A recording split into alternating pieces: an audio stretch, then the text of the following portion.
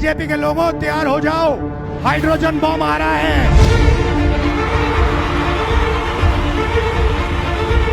BJP के लोग अच्छी तरह सुन लीजिए भैया, एटम बम का नाम सुना आपने? सुना है एटम बम का नाम? उससे बड़ा क्या होता है? एटम बम से बड़ा हाइड्रोजन बम होता है। രാഹുൽ ഗാന്ധി പൊട്ടിക്കാനിരിക്കുന്ന ഹൈഡ്രജൻ ബോംബിനായി കാത്തിരിക്കുകയാണ് ഇന്ത്യ ഒട്ടാകെ. I am somebody who loves my country. I love my constitution. I love the democratic process and I am protecting that process. അതിനുള്ള തയ്യാറെടുപ്പുകൾ കോൺഗ്രസ് പാളയത്തിൽ നടക്കുകയാണ്.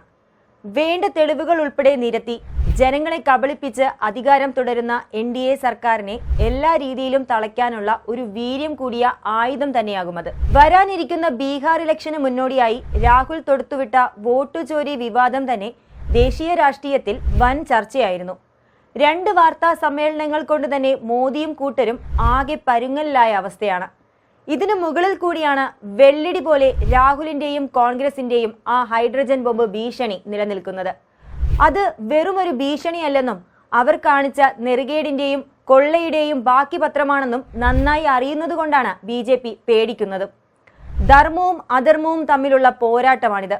ഒരു വശത്ത് ഇന്ത്യൻ ജനതയ്ക്കും ജനാധിപത്യത്തിനും കാവലാളായി നിലകൊള്ളുന്ന രാഹുൽ ഗാന്ധിയും കോൺഗ്രസും അവരുടെ ഒപ്പം കൂടിയ ഇന്ത്യ സഖ്യവും, മറുവശത്ത് അധികാരം നേടാൻ എന്ത് കൊള്ളരുതായ്മയും കാണിക്കുന്ന BJP നയിക്കുന്ന NDAയും. ബീഹാറിൽ വരാനിരിക്കുന്ന നിയമസഭാ തെരഞ്ഞെടുപ്പിൽ കാര്യങ്ങൾ BJPയുടെ കൈവിട്ടു പോകുന്ന അവസ്ഥയാണെന്ന് അവർക്കറിയാം. നിതീഷ് കുമാറിന്റെ JDU അടക്കമുള്ള പാർട്ടികൾ NDA സഖ്യത്തിൽ വലിയ സ്വാധീനം ചെലുത്തി നിലനിൽക്കുന്നിടത്തോളം വലിയ പ്രതീക്ഷയാണ് മോദിയും സംഘവും വച്ചു പുലർത്തിയിരുന്നത്.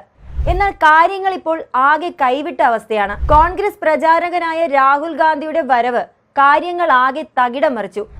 രാഹുൽ അവിടെ നടത്തിയ വോട്ടർ അധികാര യാത്രയ്ക്ക് വലിയ വരവേൽപ്പാണ് ലഭിച്ചത്.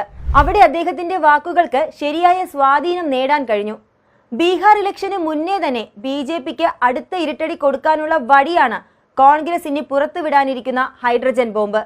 BJP നിതീഷ് ചേരിയിൽ ഒരു അസ്വാരസ്യം മുളപൊട്ടിയ സാഹചര്യം കൂടിയാണിത്.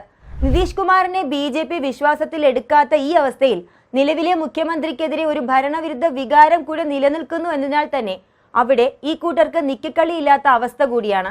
ഈ അസ്വാരസ്യങ്ങൾ നടക്കുമ്പോഴും NDAയുടെ ആദ്യ സ്ഥാനാർത്ഥി പട്ടിക ഈ മാസം 13-ന് പ്രഖ്യാപിച്ചേക്കും എന്ന വാർത്തകൾ പുറത്തു വരുന്നുണ്ട്.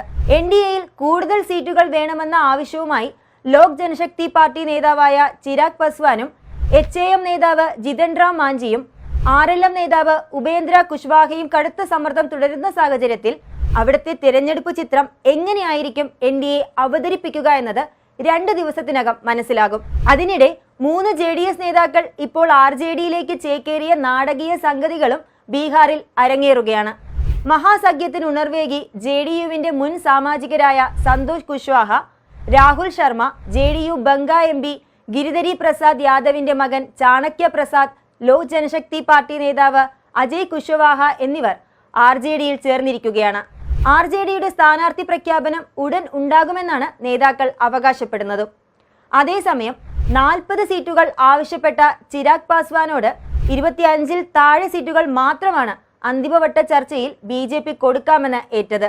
എല്ലാം കൊണ്ടും ആകെ സമ്മർദ്ദത്തിലായ BJPക്ക് രാഹുൽ കൊടുക്കുന്ന ഹൈഡ്രജൻ ബോംബ് കൂടിയാകുമ്പോൾ ഏതാണ്ട് കാര്യങ്ങൾ അവതാളത്തിലാകുന്ന സ്ഥിതിവിശേഷമാണുള്ളത്. ഈ സാമ്പത്തിക വർഷത്തെ ബഡ്ജറ്റ് അവതരിപ്പിക്കുമ്പോൾ ബീഹാറിന് വേണ്ടി വൻകിട പദ്ധതികളാണ് കേന്ദ്ര ധനകാര്യമന്ത്രി നിർമ്മല സീതാരാമൻ പ്രഖ്യാപിച്ചത്. ഇതിനു പുറമെ കഴിഞ്ഞ 4 ആഴ്ചയ്ക്കുള്ളിൽ ബീഹാർ സന്ദർശന വേളയിൽ നരേന്ദ്രമോദി പ്രഖ്യാപിച്ചതാകട്ടെ ഏതാണ്ട് 12,500 കോടി രൂപയുടെ പുതിയ പദ്ധതികളാണ്. പക്ഷേ ഇതൊന്നും വിലപ്പോയിട്ടില്ല എന്നുള്ളതാണ് ഒരു ദേശീയ മാധ്യമം നടത്തിയ അഭിപ്രായ സർവേയിൽ വ്യക്തമായിട്ടുള്ളത്. ബീഹാറിലെ 30% വോട്ടർമാർ ഇനിയും ഏത് മുന്നണിക്ക് വോട്ട് ചെയ്യണം എന്നുള്ള തീരുമാനം എടുത്തിട്ടില്ല എന്നാണ് ഈ സർവേയിൽ പറയുന്നത്. കോൺഗ്രസ് ആകട്ടെ ഈ ആളുകളുടെ വോട്ട് രാഹുൽ ഗാന്ധിയുടെ ഹൈഡ്രജൻ ബോംബോടുകൂടി തങ്ങളുടെ മുന്നണിയിലേക്ക് ലഭിക്കും എന്നാണ് വിശ്വസിക്കുന്നത്. ഇലക്ഷൻ തന്ത്രങ്ങൾ മെനയുന്നതിൽ ചാണക്യനായ അമിത്ഷായുടെ കഴിഞ്ഞ ദിവസത്തെ വിവാദ പരാമർശവും ബീഹാറിൽ വൻ കോളിളക്കം സൃഷ്ടിച്ചിരുന്നതാണ്. അഫ്ഗാനിസ്ഥാനിൽ നിന്നും ബംഗ്ലാദേശിൽ നിന്നുമുള്ള നുഴഞ്ഞുകയറ്റക്കാരെ ഇന്ത്യ മുന്നണി വോട്ടർ പട്ടികയിൽ ചേർത്തിട്ടുണ്ടെന്നുള്ള ആരോപണങ്ങളാണ് അമിത്ഷാ ഉന്നയിച്ചത്. ഇതിനെപ്പറ്റി കഴിഞ്ഞ ദിവസം ഇലക്ഷൻ തീയതികൾ പ്രഖ്യാപിക്കവേ മുഖ്യ തെരഞ്ഞെടുപ്പ് കമ്മീഷണറായ ജ്ഞാനേഷ് കുമാറിനോട് പത്രപ്രവർത്തകർ പലകുറി ചോദിച്ചതാണ്. എന്നാൽ അദ്ദേഹം നേരിട്ടുള്ള ഉത്തരം നൽകാതെ ഈ വിഷയത്തിൽ മൗനം പാലിക്കുകയായിരുന്നു. ഇതിലും വലിയ വീമ്പിളക്കുന്ന NDA മുന്നണി ഇലക്ഷന് മുന്നേ തന്നെ തോൽവി സമ്മതിക്കുകയാണെന്നാണ് ഇന്ത്യ മുന്നണി വിശ്വസിക്കുന്നത്. ഇന്ത്യ മുന്നണിയുടെ സീറ്റ് വിഭജന ചർച്ചകൾ ഏതാണ്ട് അവസാന ഘട്ടത്തിലാണ്. വരുന്ന 2 ദിവസത്തിനകത്ത് ഒരു ഒത്തുതീർപ്പ് ഫോർമുല ഉണ്ടാകും. അതോടൊപ്പം തീവ്രമായ പ്രചാരണത്തിലേക്ക് ഇറങ്ങാൻ സാധിക്കുമെന്നാണ് ഇന്ത്യ മുന്നണി ഇപ്പോൾ വ്യക്തമാക്കിയിട്ടുള്ളത്. ഈ കാലയളവിലാണ് ലോക്സഭാ പ്രതിപക്ഷ നേതാവ് വോട്ടു ചോരിയിൽ പുതിയ വെളിപ്പെടുത്തലുകളുമായി രാജ്യത്തിന് മുൻപായി എത്തുക എന്നത് വേണം ഇപ്പോൾ നമുക്ക് അനുമാനിക്കാൻ. അതിന്റെ പ്രഭാവത്തിൽ രാഹുൽ ഗാന്ധി കൂടി ബീഹാറിൽ ഒരു തീവ്രമായ പ്രചാരണത്തിനെത്തുമ്പോൾ അത് ബീഹാറിലെ NDAയുടെ മരണമണി മുഴക്കുമെന്നാണ് രാഷ്ട്രീയ നിരീക്ഷകരും വിശ്വസിക്കുന്നത്. കൂടുതൽ വാർത്തകൾക്കും വിശേഷങ്ങൾക്കും ഞങ്ങളുടെ channel like, share and subscribe ചെയ്യുക. കൂടാതെ സബ്സ്ക്രൈബ് ബട്ടണിലെ ബെൽ ഐക്കൺ എനേബിൾ ചെയ്യാനും മറക്കരുത്.